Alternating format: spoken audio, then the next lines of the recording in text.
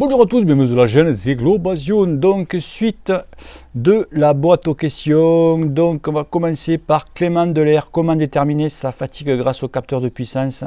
Comment analyser sa progression grâce au capteur? Alors déterminer sa fatigue grâce au capteur, non, ta fatigue tu vas pas la déterminer grâce au capteur. Déjà tu vas sentir toi-même si tu es fatigué ou pas. Au niveau de ton cardio, au niveau, tu vois, déjà, le capteur, lui, te dira pas si tu es fatigué ou pas. Ça, tu vas le sentir hein, direct. Hein. Et analyser sa progression, mais là, c'est pas compliqué. Tu te prends un segment que tu as l'habitude de faire et une fois par mois ou tous les 15 jours, eh bien, il faut que tu te jauges sur ce segment-là et voir si tu as gagné en puissance ou que tu as baissé en cardio. Tu peux avoir la même puissance, mais si tu as baissé en cardio, c'est-à-dire que tu progresses en cardio, pas en puissance, mais en cardio, tu vois. Soit l'un, soit l'autre, et des fois, et bien, un jour, tu vas progresser des deux, tout simplement. Alors, Joachim Bayon, quel type d'entraînement faire quand on ne peut rouler que seulement le week-end et lors des vacances? Ah ouais, donc c'est-à-dire que tu peux rouler qu'une fois par semaine, en fait, que le week-end. Alors il faut savoir une chose, garçon. Il faut savoir que rouler une fois par semaine, tu fais du sport, mais tu progresses pas. Donc pour progresser, je préfère, voilà, le truc c'est une fois par semaine. Allez, tu fais du sport, voilà, sans plus. Niveau, allez, c'est plutôt te décontracter, tu vois, un petit peu, allez. Tirer un petit peu la soupape le dimanche, tu vois, ta semaine de merde de travail que tu as passé, tu fais aller le dimanche, je vais faire un peu du vélo, tu vois, ça va un petit peu me faire du bien, tu vois, des contractions, tu vois. Faire deux entraînements par semaine, ça équivaut à faire de l'entretien au niveau de ton entraînement. Il faut que déjà que tu aies un entraînement, ok? Donc 2 fois par semaine, tu fais que de l'entretien et tu commences à progresser à partir de 3 entraînements par semaine. Tu vois, donc tu commences à progresser au bout de 3 entraînements. Donc, et je suis sûr que quand tu es en vacances, quand tu sors au moins 3 fois ou 4 fois par semaine, tu commences à sentir les bienfaits, tu vois, à la force que tu sors. Si, putain, c'est vrai que je me sens mieux. Il n'y a pas de secret. Il n'y a pas de secret, Joachim. Il faut que... Soit tu achètes un home trainer, je ne sais pas, si tu n'as pas le temps, achète un home trainer pour la semaine, tu verras que c'est hyper efficace et ça te permettra de progresser.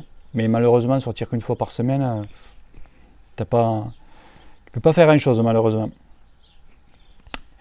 Jean-Pierre Azemar, salut, comment développer son endurance critique sur la route? Faire du plat, de la côte, quel programme peux-tu me conseiller? Travailler en pyramide, peut-être quelle fréquence de pédalage utiliser? Et quelle méthode utiliser pour bien faire ceci et que le cul te pèle? Alors, l'endurance critique, en fait, ce que tu peux faire lors de tes sorties d'endurance classiques, dedans, tu peux incorporer de l'endurance critique.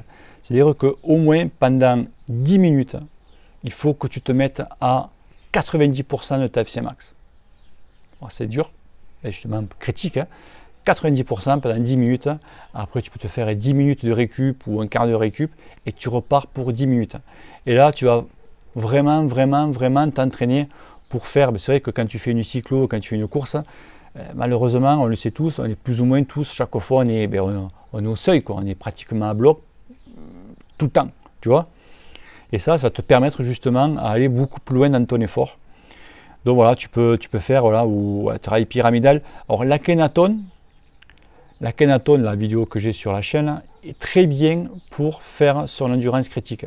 C'est-à-dire qu'au départ, tu vas te mettre un petit peu dans le dur au départ, donc c'est un pyramidal bien sûr, donc plus tu vas descendre et plus tu vas pouvoir récupérer. Et par contre dans la deuxième partie de la Kenaton, là on remonte et ça commence à durer à partir de 90 tours de pédale. Et là tu vois que là, et la fin souvent il y en a encore pas mal qui arrivent, ils ont du mal à le finir. Et ouais, même encore beaucoup, il y en a encore qui ont pas mal à le finir. Donc tu vois Jean-Pierre, tu fais ça et fais la Kenaton et tu me diras des nouvelles. Alors je regarde parce qu'il y a des trucs qui datent, ceux qui ont posté juste hier, donc je prends les plus anciennes. Lolo, peux-tu me donner ton avis sur le Van Rysel Ultra RCR AF 105 de chez Decat à 1000 €. Ce serait pour débuter en route. C'est très bien. 1000 € en neuf, bien sûr. Hein. C'est le meilleur rapport qualité-prix. Decathlon, tu ne peux pas faire mieux. Voilà, ça c'est... vas-y, fonce. Tu peux y aller. À moins que tu as 1000 € en occasion et tout.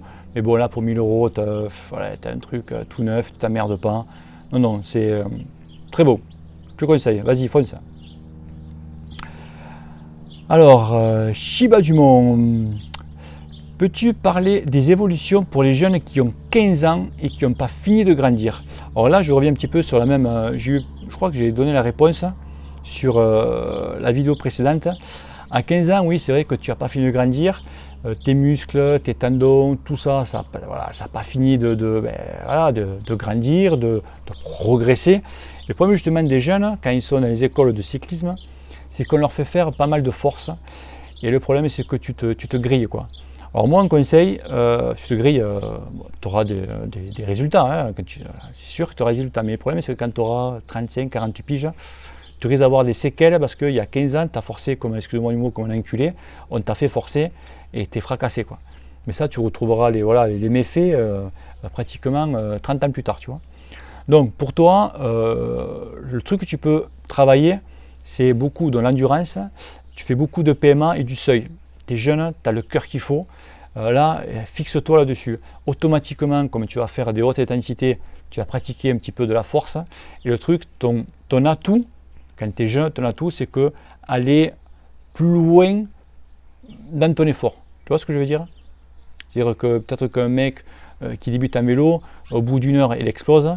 Et grâce, parce que tu vas faire beaucoup de PMA, beaucoup de séances de seuil, etc., et bien, tu vas tenir 1h30 ou 2 heures, tu vois, ou tu vas faire 1 heure, tu vas te friser les moustaches, tu vois. Même si à 15 ans, tu n'as pas la moustache, tu vois le truc. Base-toi surtout sur le seuil et la PMA.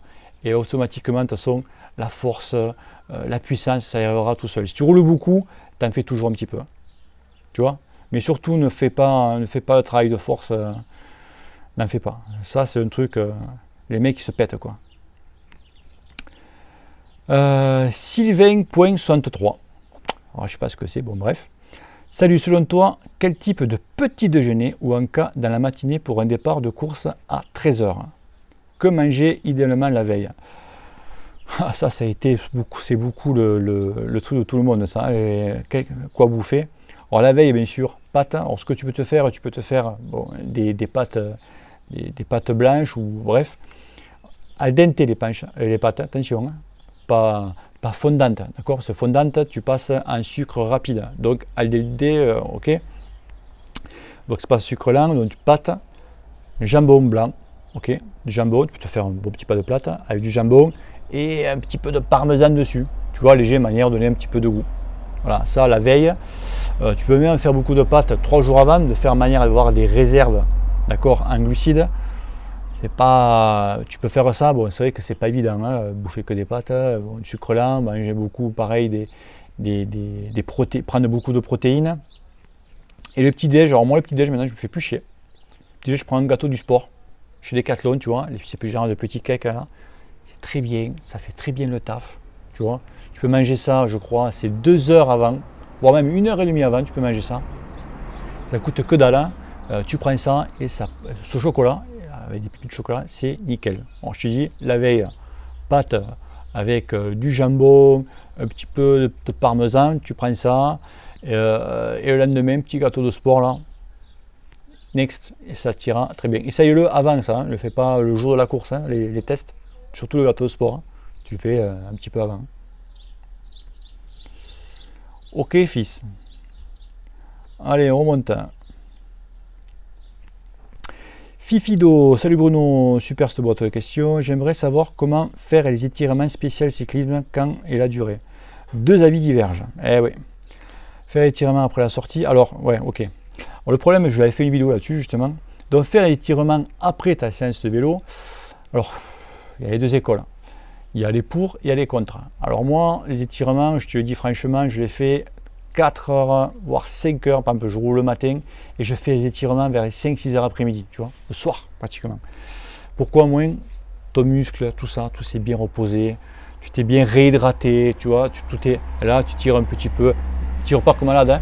Tu fais l'étirement pendant un quart d'heure, 20 minutes, étirements traditionnels, tu vois, tu plies la jambe, ça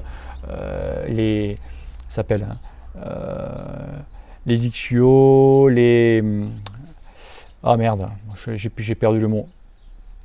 Les adducteurs, tu vois, tous les étirements qu'on fait habituellement tous. Voilà. Mais surtout le temps, voilà.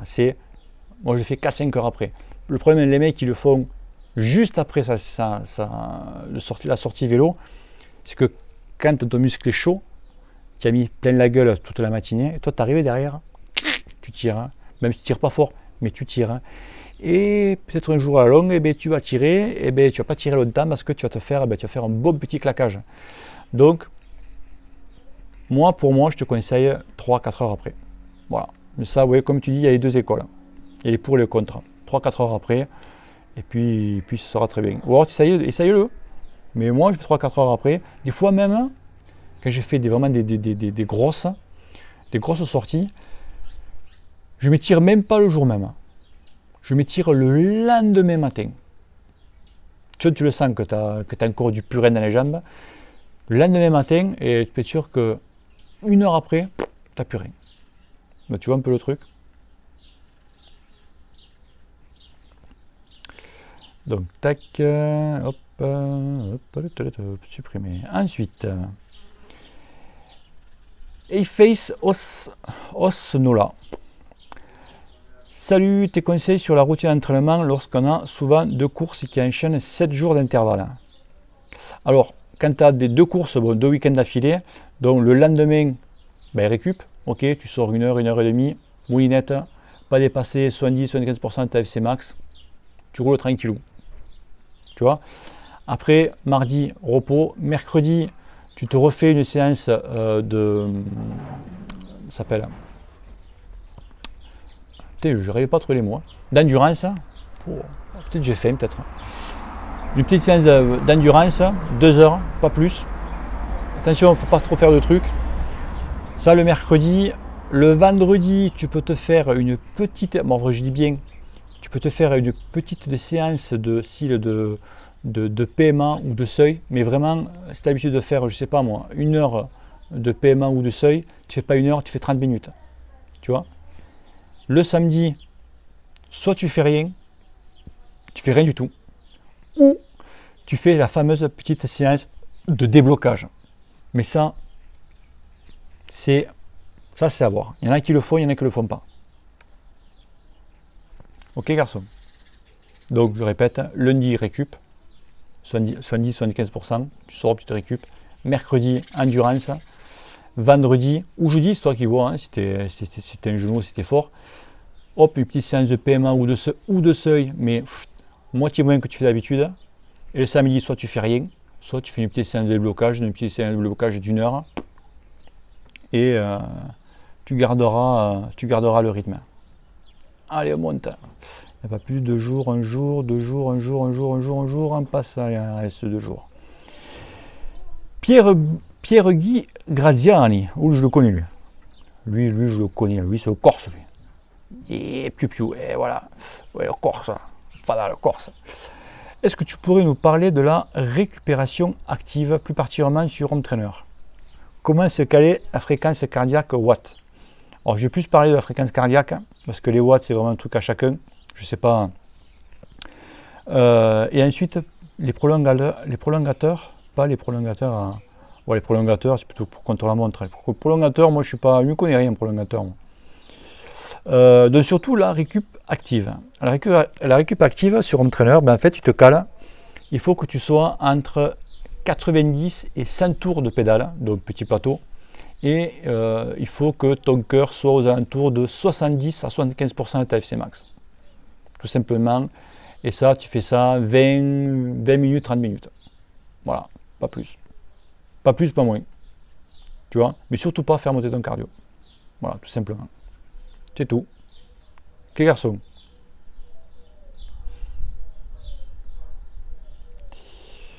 Ensuite,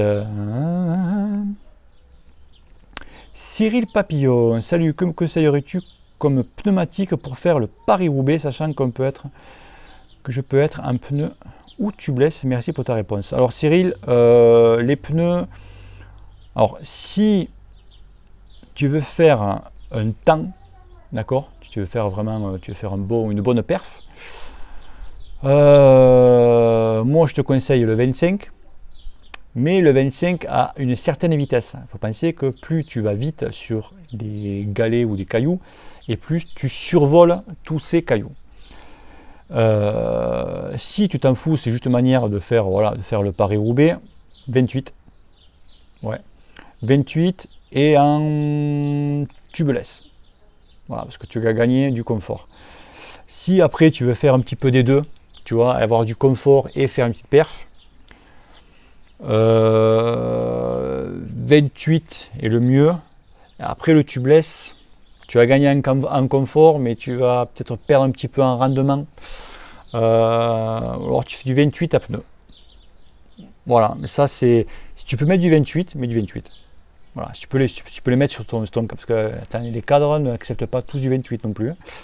Donc tu peux mettre du 28, mais du 28. Et attention, il faut trouver la bonne vitesse pour survoler tous les petits pavés, garçons. Donc 28 ou 25, tu blesses. Tu le vois. Mais pour avoir plus de confort quand même, je crois que les pros ils sont à 28. Hein.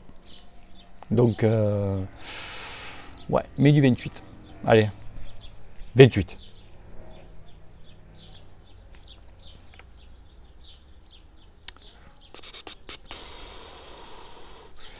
Théo Eiseiger, je pense que j'ai mal prononcé. Salut, quoi et quand manger sur une course 60 km/h, 60 km, pardon, 1h30 à 2h et tous les combien? 60 bornes, ouais, tu me dis pas le dénivelé aussi. Parce que bon, tu peux faire 60 bornes avec 3000 ED+. Tu vois 60 km. Alors, pour moi, déjà, il faut s'alimenter au niveau liquide, du moins, toutes les 10 minutes. D'accord? Après, manger solide toutes les demi-heures. Ok? Voilà, c'est pas compliqué. En fait, si tu préfères, il faut passer un bidon toutes les heures. Si tu as quelqu'un qui peut te donner des bidons pour la route, bon, c'est un bidon toutes les heures. Maintenant on rentre dans les périodes chaudes, donc beaucoup attention à mettre des boissons isotoniques. Donc je vous rappelle que moi j'utilise de l'Isostar, Isoplus de chez Decathlon, il y a tout dedans. Et boire toutes les 10 minutes et ouais, manger toutes les demi-heures. Voilà, ok. Je suis un cadet, merci. Ah, t'es un cadet en plus, bref. T'as pas besoin de manger toi en cadet. Manger, boire, non, ça déconne. Et pour 60 bornes, 2 bidons, c'est suffisant. Ok. Alors surtout les barres. Alors les barres, c'est très important, hein, parce que tu as les barres, ta barre et barre. Hein, ok. Moi, j'utilise les barres Cliff. Voilà. Souvent, il y en a ceux qui prennent des barres chez Decat, elles sont trop petites, hein, il n'y a pas assez dedans. Donc les barres Cliff, elles sont grosses, je crois qu'elles font 68 grammes. C'est 2 grosses barres. Tu peux t'en manger la moitié une demi-heure et l'autre moitié l'autre demi-heure. Tu vois? C'est le truc comme c'est assez gros, donc tu en prends 2-3 derrière. Un conseil, si tu roules avec sur des cliffs, alimentation en cliff, pense à les ouvrir avant parce que c'est la merde à ouvrir. Tu les ouvres avant, au moins, pendant que tu roules, elles sont déjà ouvertes, tu n'as qu'à manger, c'est nickel. Vous savez que c'est la merde de cliff pour ouvrir, putain. Il faut qu'ils roient un petit peu leur truc, tu vois. Ok, bon, je suis à combien là? 12 minutes, allez, je fais la dernière. Salut, actuellement j'ai un vélo Look, donc c'est Pierre Marchand. Ah, Pierre Marchand. J'ai un Look 585 carbone de 2005, 10 vitesses, Ultegra. Roue d'origine Mavic Alu, ok, donc c'est quand même un vieux truc. Eh oui, 13 ans quand même, 13 ans, 14 ans. Est-ce que l'investissement dans les roues carbone vaut le coup, sachant que je ne fais pas de compétition et que le vélo en lui-même ne coûte pas grand-chose? Merci, que le cul te pèle. Donc, faut savoir que si tu es amoureux de ton vélo, si tu tiens à ton vélo, les roues, c'est vrai que c'est quand même une priorité, voilà, dans notre sport. Si tu as un bon cadre mais que tu as des roues de merde, bah, voilà, c'est... Et si tu as un mauvais cadre et que tu as des bonnes roues, ben, aussi, tu vois. Mais les roues est quand même un élément très important sur le vélo. Si tu as l'occasion de te faire prêter une paire de roues carbone, si tu as l'occasion de te faire prêter une paire de roues carbone, tu testes et tu vois par toi-même. Mais je pense que 2005, je ne sais pas quelle âge ont tes roues, mais tu vas voir quand même la différence. Ça j'en suis convaincu, hein. C'est sûr. C'est sûr. Tu investis sur même une paire de roues carbone, tu t'achètes une bonne... Je dis, tu achètes une bonne paire de roues carbone dans les 1000 euros, tu vois. C'est quand même un investissement, je le conçois. Mais après, plus tard, si tu veux changer ton cadre, tes roues, tu les gardes. Tu n'auras pas à racheter les roues. Les roues, tu les auras déjà. Non, oui, non, mais c'est un bon investissement. Si après, plus tard, tu veux changer ton vélo, à pâté, bien sûr, ben, tu auras déjà de bonnes roues. Non, oui, c'est une bonne... Vas-y, fais-le. Vas-y, fonce. Ok? Bon, allez, j'arrête là. Si tu as aimé cette vidéo, partage-la, like-la. Donc, je vous rappelle, ça, c'est dans les questions. Tu peux les poser dans le petit onglet, la communauté. Tu verras la boîte aux questions. Allez, bisous, ciao, ciao. Et que le cul te pèle. Ciao.